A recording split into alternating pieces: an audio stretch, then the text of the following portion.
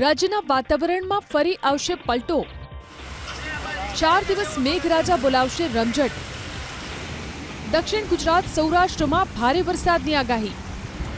આજથી 30 સપ્ટેમ્બર સુધી રાજ્યમાં હળવાથી મધ્યમ વરસાદની હવામાન વિભાગે આગાહી કરી છે.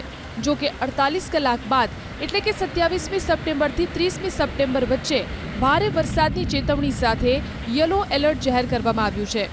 27 અને 28 સપ્ટેમ્બરે વાવાઝોડાની પણ હવામાન વિભાગે આગાહી વ્યક્ત કરી છે. વાવાઝોડા દરમિયાન પવનની ગતિ 30થી 40 કિલોમીટર પ્રતિ કલાકની રહી શકે છે. હવામાન વિભાગ અનુસાર કચ્છ અને આસપાસના વિસ્તારમાં અપર એર સાયક્લોનિક સર્ક્યુલેશન અને બંગાળની ખાડીમાં પણ એક લો પ્રેશર સક્રિય છે, જે આગામી 12 કલાકમાં ડિપ્રેશનમાં ફેરવાઈ શકે છે, જેને લઈને દક્ષિણ ગુજરાત, મધ્ય ગુજરાત અને સૌરાષ્ટ્રના કેટલાક જિલ્લામાં ભારે વરસાદ વરસી શકે છે. 27 સપ્ટેમ્બરની વાત કરીએ તો મધ્ય ગુજરાતમાં આણંદ, પંચમહાલ, દાહોદ, વડોદરા, છોટાઉદેપુરમાં ભારે વરસાદની આગાહીને પગલે યલો એલર્ટ જાહેર કરાયું છે. તો દક્ષિણ ગુજરાતમાં ભરૂચ, નર્મદા, સુરત, તાપી, નવસારી, ડાંગ અને વલસાડમાં પણ વરસાદનું યલો એલર્ટ જાહેર કરાયું છે. સંઘ પ્રદેશ દમણ અને દાદરાનગર હવેલીમાં પણ ભારે વરસાદનું યલો એલર્ટ આપવામાં આવ્યું છે.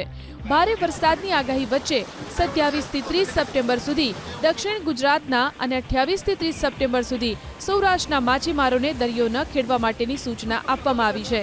હવામાન વિભાગ મુજબ અમદાવાદમાં પણ આજે હળવો વરસાદ વરસી શકે છે. गुजरात रीजन में 27, 28, 29 और 30 सितंबर को मेनली गुजरात रीजन के जो साउदर्न डिस्ट्रिक्ट्स है, इसमें येलो वार्निंग के साथ आइसोलेटेड प्लेसेस में हेवी रेनफॉल का वार्निंग दिया गया है. और जो हमारा सौराष्ट्र कच्छ के लिए हेवी रेनफॉल वार्निंग अगले 3 दिन के लिए दिया गया है. इसमें 28, 29 और 30 सितंबर को heavy rainfall warning, yellow warning के साथ आइसोलेटेड प्लेसेस में पूर्वानुमान दिया गया है.